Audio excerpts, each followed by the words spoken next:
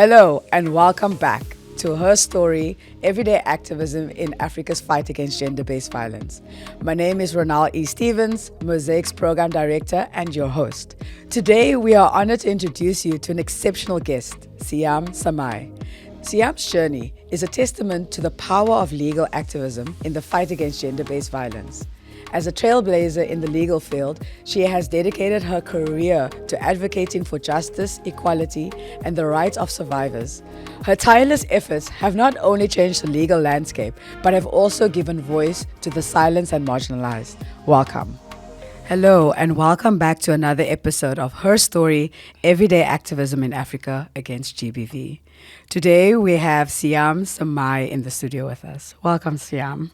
Thank you for Mosaic for having us. Awesome. This is really such a great opportunity for us to have a conversation, and this is why we are so honored that you came to hang out with us. When we started COVID, we realized that there were so many different things that was happening. People were kind of floundering, right, trying to make sure that we give the service and support that survivors needed, but they were now stuck in their homes. And when we were trying to figure out who are the people that we need to be connecting with, we realized that all these stalwarts were actually just not online. And so our podcast was really born from the work that you and others who are on the podcast have done. So truly it is an honor for us to have you here. Thank you so much. Thank you. So Siam, I'm going to jump right into it, right? Our podcast is really about everyday activism. And so we're not looking for like the doctor, the sir, the this, the that, but we also recognize that you come with a lot of your own kind of background and experience. And so really take us into your journey of activism. What brought you here? Where did you come from? How are you rooted in your activism? And just give us a sense of who you are. Well, I was born in an area which was called Buakap, which is historically is what they call the previous Malay area, but also within the broader city centre. I would say it's the only, it was the only place of colour, persons of colour that could actually live in that particular area. Yeah. The next would have been District 6. Sure. And so during my period of going through primary school, etc., it was a very volatile time also possibly in the country, where we had the mass democratic movement, we had the United Democratic Front, and obviously at that point in time the various political parties were banned. And so my family was very much active within civic politics, I would say, because many civics belong to what they would call this broad movement. And so I think at the time, if I think about it, I'm fairly nostalgic, because even though we didn't go to school, we were taught by activists. And so I think my entire schooling was about activism. It was about housing. It was about, children going to school, going to university, getting your matric. And I think my family was quite involved in ensuring that there's broad socioeconomic, not just activity, but like I said, houses in the particular area. But also thinking about those things, because it's easy for you to just kind of go into like, well, this is my house, this is my family, and this is how I grow up, instead of opening up your eyes and saying, well, this is what's happening in our neighborhood, and we are seeing that some of these things are not right. Yes. And so, I mean, at a young age, I started experiencing what they would call gentrification, because my grandmother they lived in a road which is called Leeuwen Street. And during that period, they couldn't afford anymore the rental. The owner obviously wanted to change it, sell it, because the area at that point in time, in the late 80s, early 90s, moving into our democracy, the area in itself became quite affluent. Sure. And the property value started increasing. And so my grandmother, them were from the first that actually moved, and they moved on to the Cape Flats. And sadly, she never came back. She died on the Cape Flats. And the challenge that we are sitting with is, this is also the story of many other people in the area. And so it was a natural transition when I went to university that I started getting involved in what they called street law and actually educating people about their rights. Because for me it was how at that point in time can I use the law to be able to bring about change in people's lives. And there wasn't a consciousness, but there was a group of law students, and it was the group of us that truly believed in the Constitution. Sure. And obviously there were challenges, but politically, etc. But we believed that it could bring about change. Sure. And during my entire university, I was part of street law, and the transition was natural for me to go to a human rights organization like Legal Resource Center, who I could never see myself, even though I applied to private law firms. I always saw myself as the law should be a space of activism. Sure. I see that. And it was very difficult because I was an activist first before your lawyer. And so how do you bring those two things together? Because we have a very conservative profession.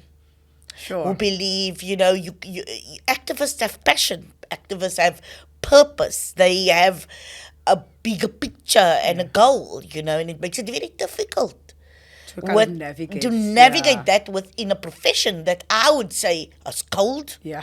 It's black and emotionless. Yeah. And I say it's got lots of attributes of patriarchy.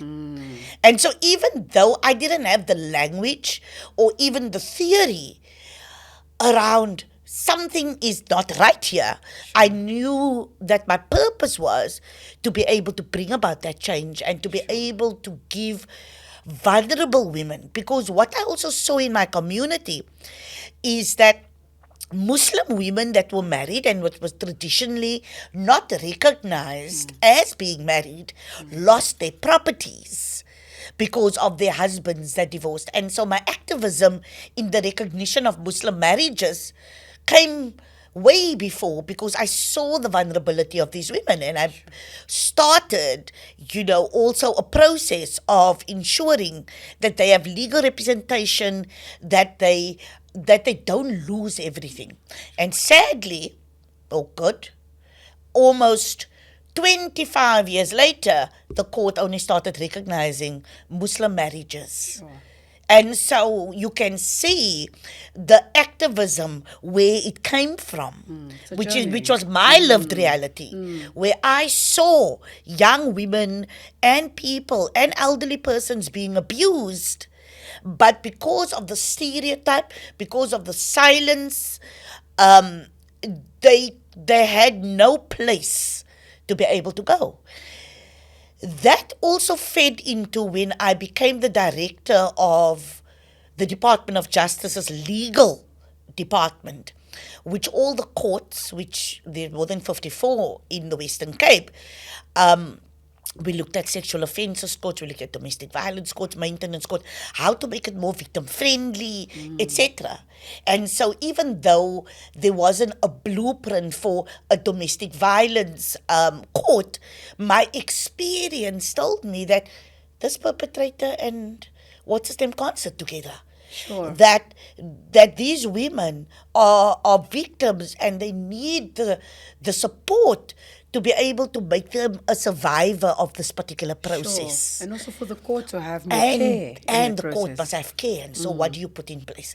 And so it was very important for me when I was directed to be able to ensure that consciousness is there in terms of our clocks that are dealing with DV victims, that there's a space, etc.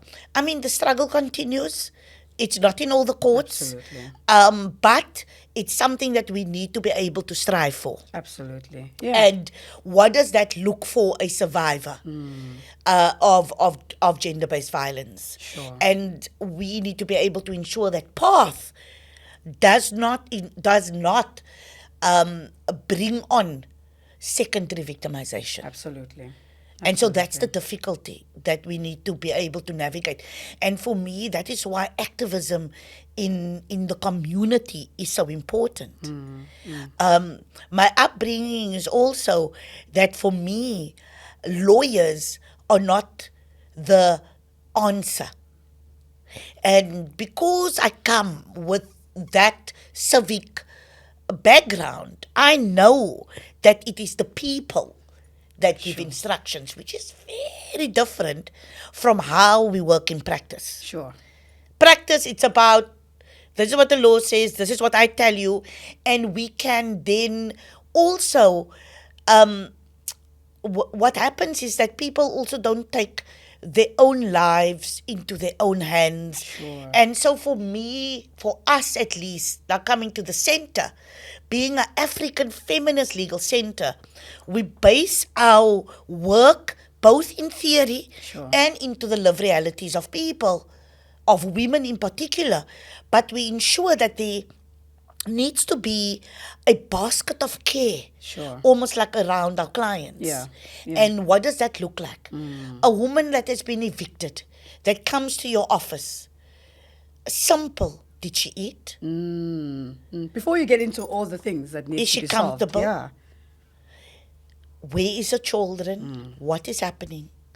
Because you won't be able to get what you need if you sit in that trauma. yeah, And so it's very like I love working with Mosaic, etc., Rape Crisis, all of those organizations because they have got the psychological support. Now, Sure. WLC still doesn't have that, it's all the thing with funding.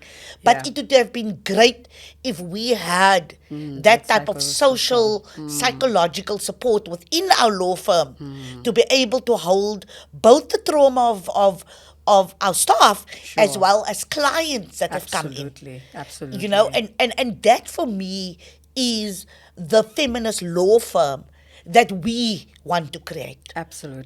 Or in the process Of creating. creating. So in terms of the center also, it's important that we empower women so that they can also take their own lives in their own hands and direct. It's difficult. Because we must also be conscious of our own biases Sure. on how we Kind of direct. interpret. Because I have to say, I've worked in public interest law firms, etc. And sadly, it's also communities become dependent on that these one things, yeah. particular lawyer. It's Yeah. dangerous. Yeah, of course. Of course. Because we take away the vibrancy of decision making. And we know the lawyers agency. don't like a lot of decisions. They want one, this is how it goes. But to be able to build that again in our communities, we must allow them to make their own decisions, even if you don't like it. Sure, sure. And it's difficult. It is. But I have a curious question because as you were speaking, I'm just thinking like, how do you define justice? Because I'm very curious about you straddle such an interesting line between being very like socially, politically aware Yeah. and then also understanding the frameworks of the law. So how would you define justice? Justice for me, it's for listen, for GBV victims it can be all different, but for me it's a process where it's almost like there is a equilibrium that has been brought on the trauma of whatever that has been done, but to be able to also ensure that whatever that justice is will be able to sustainably move forward. And sometimes, sadly, our courts, because we are based in a Roman Dutch law, we do come with a colonial history. I can give you a simple example, but I think it's much better. Like in our private law, it's something that has just always irked me is that, people sign documents and then there's a Latin term that says what you sign you have read. And so we know that there's no way that our people, based on literacy, etc. So what does that mean for that particular contract? Yeah, yeah. Was there a consciousness and an understanding of what you signed. So sometimes our law doesn't go that deep to be able to understand the intersections or where that particular person find themselves. Whether or not they are literate, the class, all of those things deals with issues of consent. Sure. But we need to delve, Our law can be very, for example, we had eviction possibly of a very old woman by a family member, etc. And we know possibly within our broader communities or cultures, we know that we take care of our families. What does that look like? There's a almost like a silent that you look after your parents or something. And so it makes it very difficult. How does the court take into account all of those circumstances? Sure. But also knowing that this woman is 80 and that there is no prospect for her to work, to get rental, to where are we going to place her? Sure. And so evicting her, putting her maybe in a informal settlement, that's not justice. It's not justice, yeah. What does justice look like? Does it mean that something more needs to happen? Does it mean that the state has to provide something for older persons so that they can live their life in dignity, where children do not take care? I don't know. But for me, this country is a country or a constitution that cares. Sure. For me at least. And you believe that. And I believe it. Yeah. And so because I believe it, I will always push the boundaries of not just the value, but the principles of the particular rights. Sure. Of what it is. So that we can get to a point where there's a basic, where people have, and this is now going back to the Freedom Charter, there will be homes, there will be work, there will be education for all. And so it's those value systems that I believe. Listen, many people say it's a negotiated document, it's a negotiated settlement. Yeah. Obviously, I was also, representing people within the Fees Must Fall and all of that. So I understand, why people are angry because it hasn't given the rights that they thought it would. Sure. However, the courts is a place where you can go to vindicate your rights, etc. But it's also not a space for social change. Yeah. Social change you build into the fabric of our communities.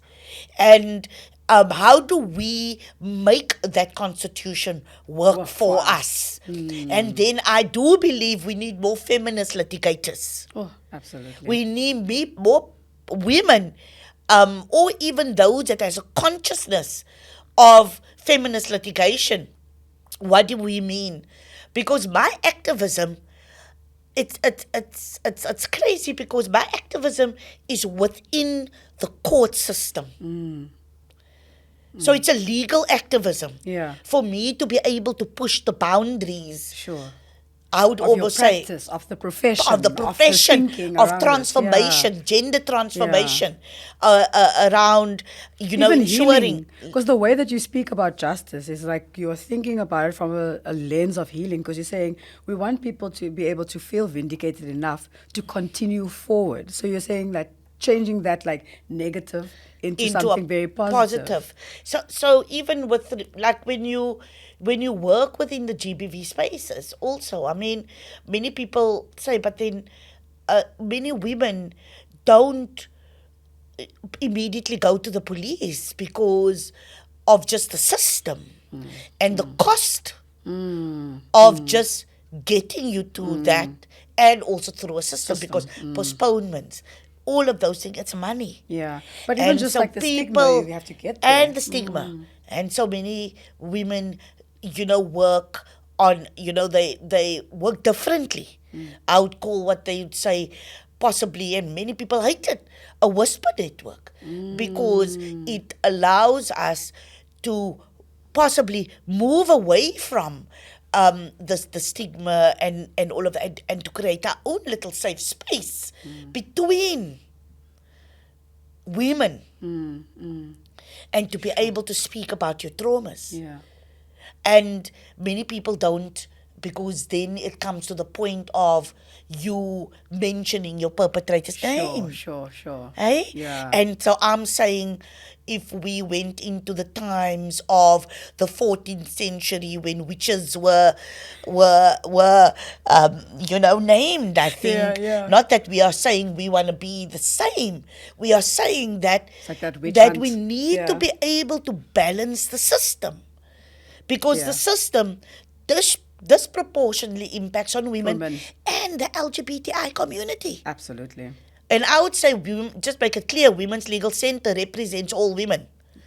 And that means, transgender women, etc., to be able to work broadly within our legal space. Now, this is quite an important point of departure for me, because I'm really curious about your street law, because we have this rhetoric, at Mosaic. Well, I wouldn't really say it's a rhetoric, but like the thinking is, how do we empower everyone with their rights so they become like a strong army of people who know their rights, they know where to go to activate their rights, and they also know and can trust that the system will work for them. So with street law, do you feel like it was really an opportunity to develop the communities? Because you were talking about agency. I kept hearing you talk about like the community and agency. Tell me a little bit about street law, because I'm very curious about, how does a legal student, I mean, I'm just talking for myself as well. You go to law school, you're essentially there, you're just trying to get through the degree, someone's paying for you to get there. There's probably already a next step for you in that process. How do you go, that's not what I want, and I'm going to bring a team of other people and influence them so that we can do this other thing? Yes. Do you know, universities play a very important role. It plays to activism, it plays to, I would say, you are still free as a student.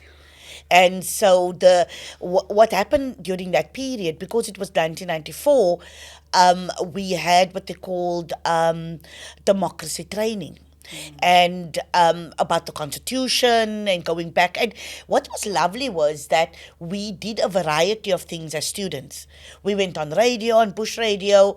We had voter education. We went on buses. We got law students linked with what do you call it, the arts, and we did like plays, etc. And I do believe that the arts plays a very important role also in relation to narrating and changing either behavior or narrating stories, because we need to be able to work with each other to be able to get through a message. And so I think it's very important, and in university it's the ample space to do that. You can co-create with people from arts, from wherever. And so street law did that. Sure. We went out to the communities. Like I ended up acting also. Cool. But the point was to be able to put through a message. And it was at that period, it was about voting and ensuring that people go. And I think students need to do that again. There's lots of street law programs, but the universities need to either accredit it, fund it, understand that you need to work also in the communities where you come from. It's sadly in this country, it is a privilege to go to university. Because even though we have the NSFAS, etc., there's still a huge group of people that can't go. Absolutely. And I believe, in particularly this country, we need people to be able to go through tertiary or in some other form. And so how do you do that? There needs to be activism again on university level. Absolutely. Yeah. And those street law, we used to do what they call moot court competitions, mock trials, going to the schools teaching them about rights and letting them argue, like debating Really classes. cool. Yeah. We had youth parliament. Yeah. That was, what we used to do. Yeah. And I think that there is still remnants of street law in different universities. And then there's also what they would call law clinics, where yeah. final year law students, provide legal services In communities. in yeah. communities. And I think it's critical because even though law is, it's based in a theory, I also believe it's a vocation, Sure. which you need practice.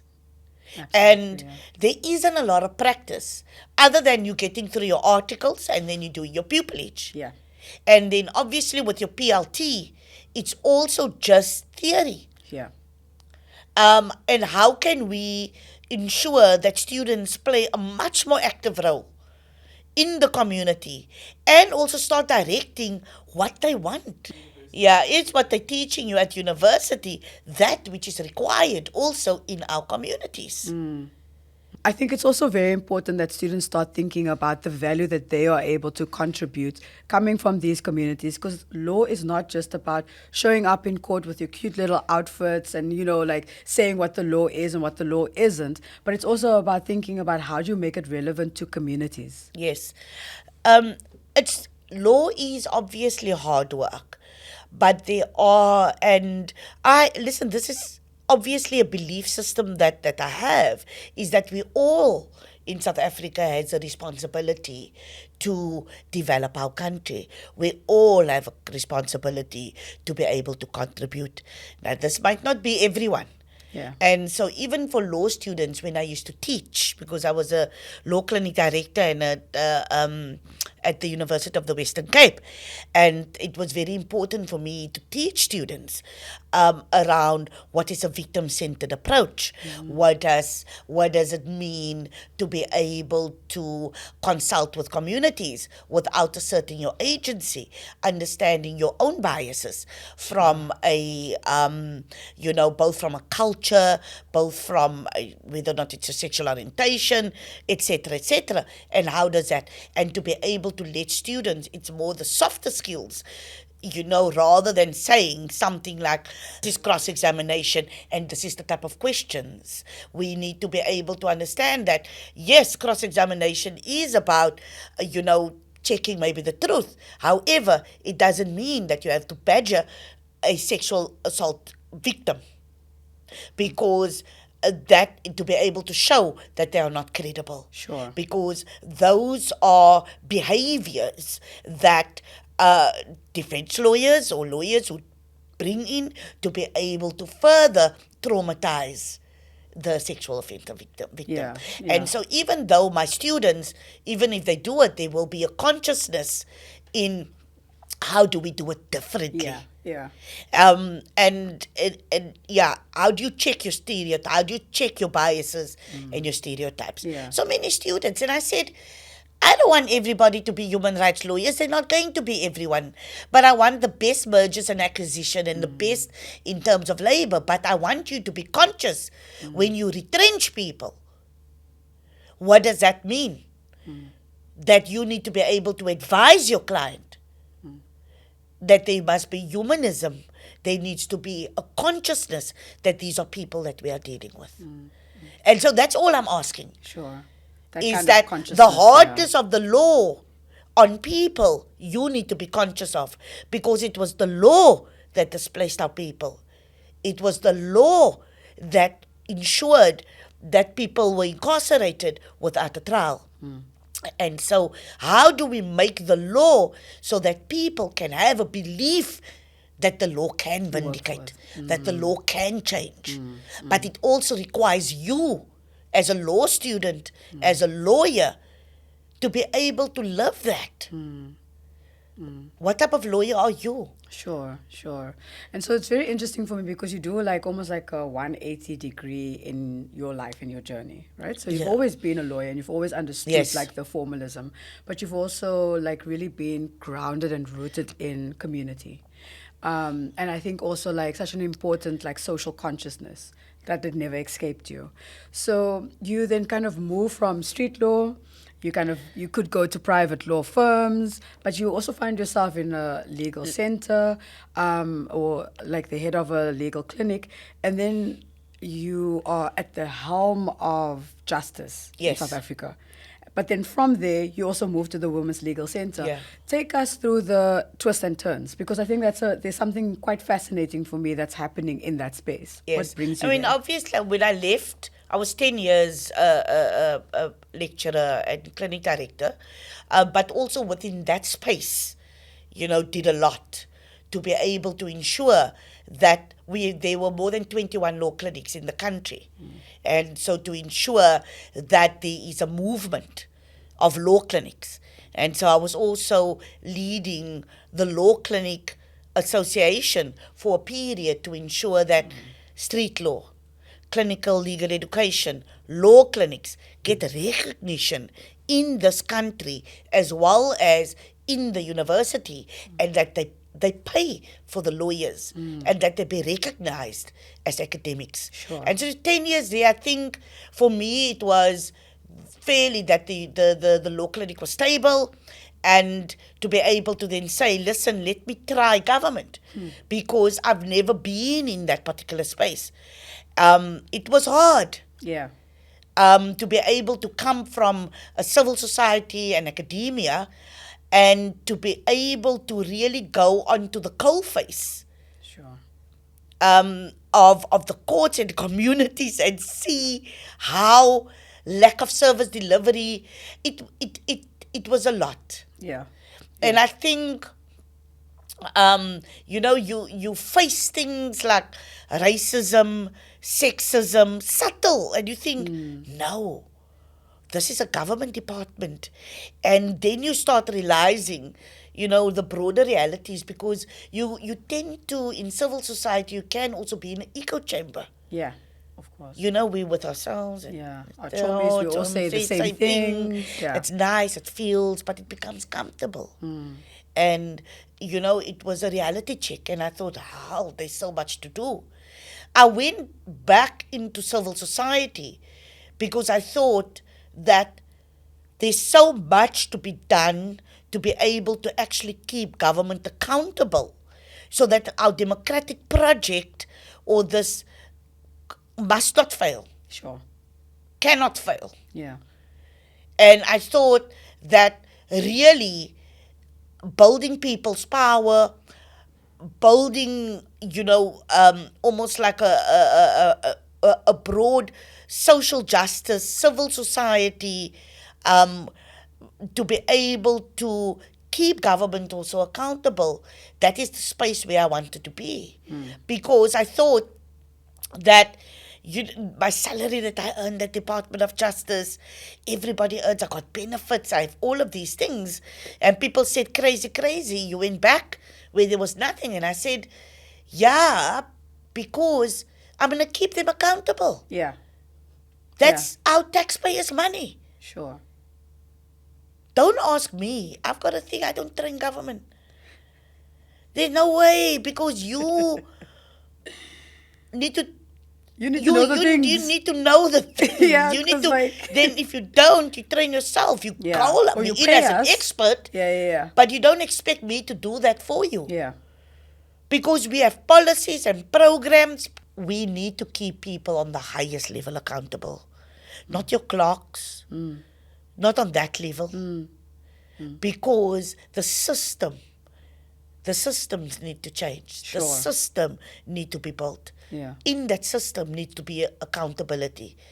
And I believe in servant type of leadership, or I would say that if you are a civil servant, not a civil servant, you work because there is building that needs to happen within our communities. It should be an honor to be able to do work that. Yeah. for government, where others don't even have the salaries or the perks or the whatever it might be. I mean, it's not all happy in government, but Yeah. at least you know that Like you are you're secured. stable. Civil society doesn't have that. Yeah. We don't look at, sadly, and I have to say this, we GBV activists, etc., there's no self-care. Yesterday I was on a podcast, and also I was running from one online to another. Yeah. And the first thing the person asked me, what did you have for lunch? And I'm like, what lunch? It's like 2 o'clock already. And she says, no, self-care. And I think we need to keep each other, check each other, or keep each other accountable. I would say be your sister's keeper. Yeah. I like Because sometimes we forget. I always say when it's the hardest, you try to be kind. The first thing that we do is we want to chop, we want to do things. Go into yourself. For me, that's what I do. And people think it's, I'm soft maybe, or, I don't, it's just, you need to be kind, because it's just so hard out there. How can you also just be hard on yourself? Yeah. And then my sister is also hard on me. Yes. And we forget that.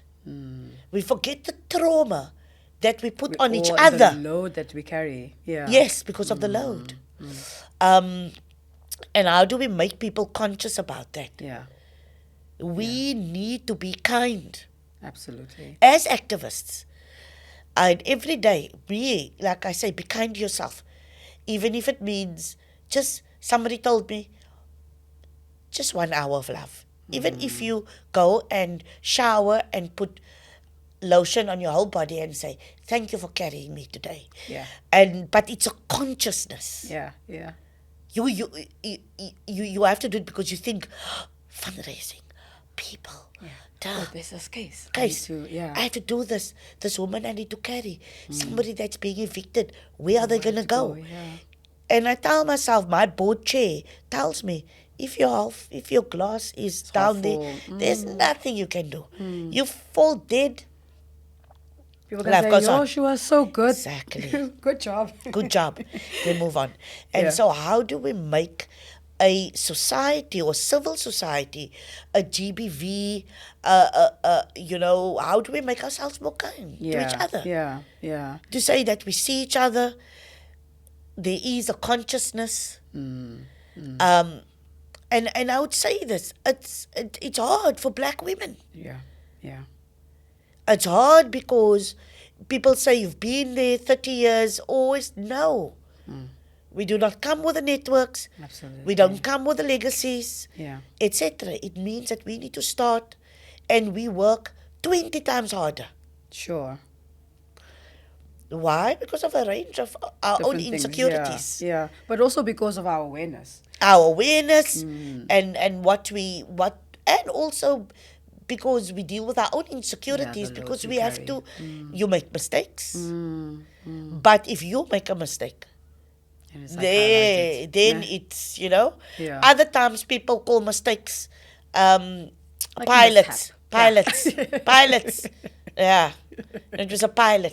No mistake. We're just trying. It's a pilot. We're just trying it. Yeah, Yes. yeah. And so I think we need to also, broadly as women, but in particularly as black women, we can be very hard on ourselves because of what we are carrying. And we need to be able to see how can we build or keep, build that softer skills into us. Sure. Yes. Sure. So you have just given us so much. And I'm just thinking about like a way to kind of like draw it all together.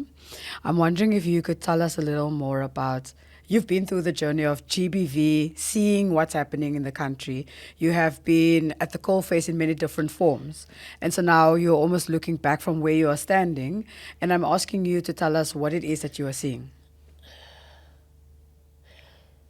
What I'm seeing is overworked people, passionate, creative people this is in civil that wants to make a difference.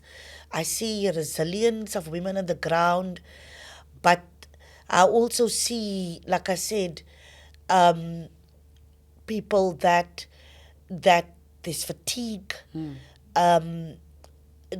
in that creativity of finding solutions for women on the ground, they forget to find solutions for themselves. And we don't take out the time to be able to do that because we don't connect anymore. Yeah. Sure. And we need to connect. Yeah. It's, lockdown has taken that, we are in a world where we in cyberspace and we just move past each other. And how do we create those spaces again that we're there? I don't see that. We're just running. So I see a lot of that. But I think that we are going to really have a lot of women breaking. And I also see that if we don't put wellness at the core. If we don't put wellness, if we don't take care of ourselves, and we don't take time out to breathe, and or to be able to even say, let's go back to the drawing board. Things work, things don't work. And to be able to be creative and to be able to think and to co-create with each other. Yeah. It needs creative spaces. It needs nature. It needs openness. All of that. Yeah. And we can't do that at our desks and at our wit's end. Yes. Even. Yeah. And I think it's been a difficult period. Post-COVID, what does a post-COVID world look like? And I don't think we've gotten to that point yet. To work with the positives, the flexibilities and all of that, but not forgetting that we must still get together as a people. That is what makes us. Yeah, sure. Connection. Sure. Thank you so much, Siam.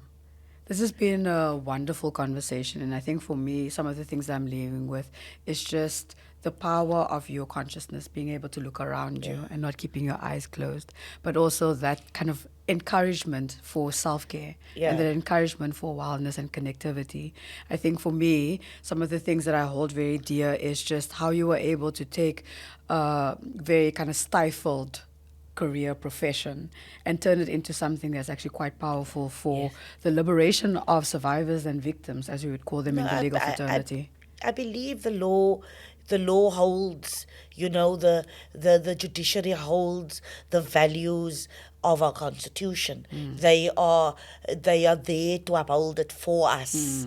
And so as lawyers, we need to be able to push that boundaries so that more people can have voice and justice in that particular courts.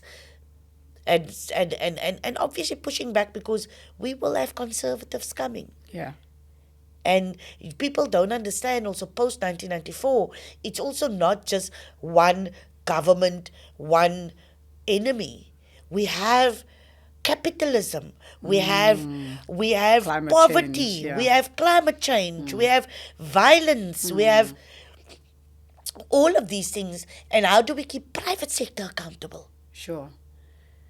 We have to. What does that look like? Why doesn't private sector come to the party of GBV? Don't they know how it impacts on the lives of the women that are working for them?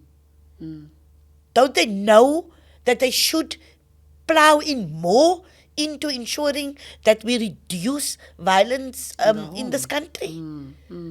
How much did they give? Yeah. What do they contribute? And there's a lot of broad discriminatory practices which they need to be able to look at. The wage gap. Why are women still being paid less? Maternity benefits.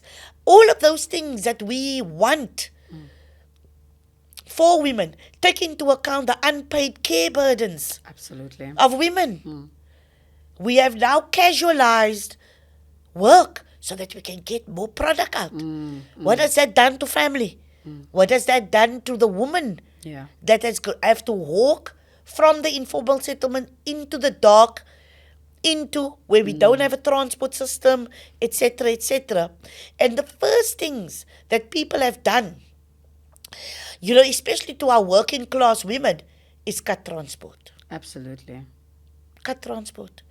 When we have the challenges with the transport system. Yeah. Where is our unions, and I don't have an issue, call them out in terms of ensuring that our trains and our transport system carries what is needed so that people can get to work in a safe space.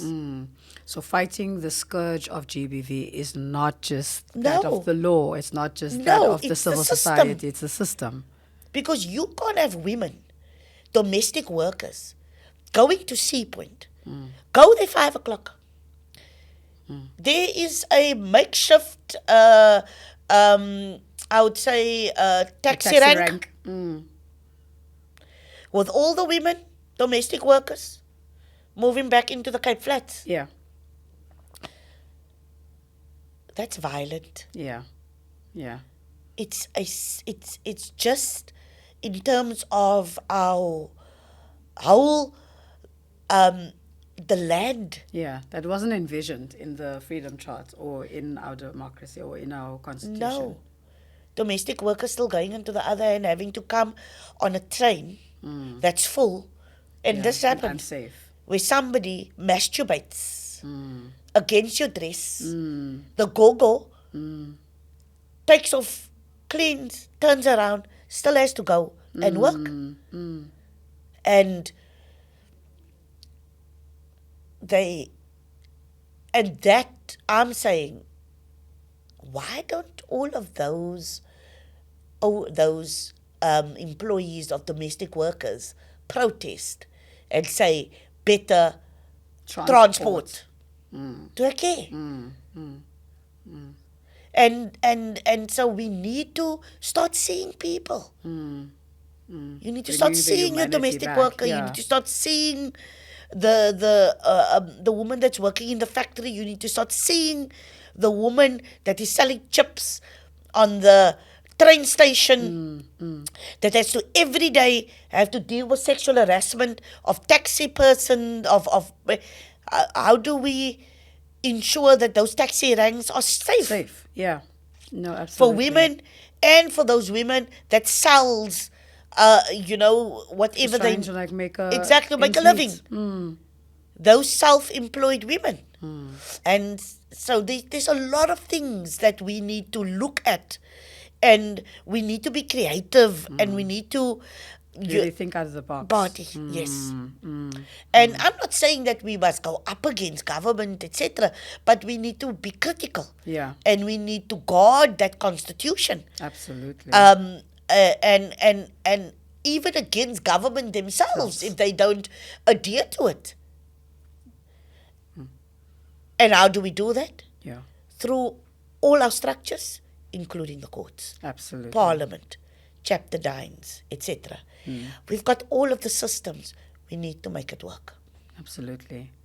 Thank you so much, Siam. I feel like you've really brought us from a place of like, the strength of the law, but also understanding that it's people who are needing to implement. And we need to look back at these people and say, let's go. This is the path and this is the way. So thank you so much for everything you've done and for everything that you continue to do in your space. And to all the listeners, just to say thank you for tuning in for another great episode.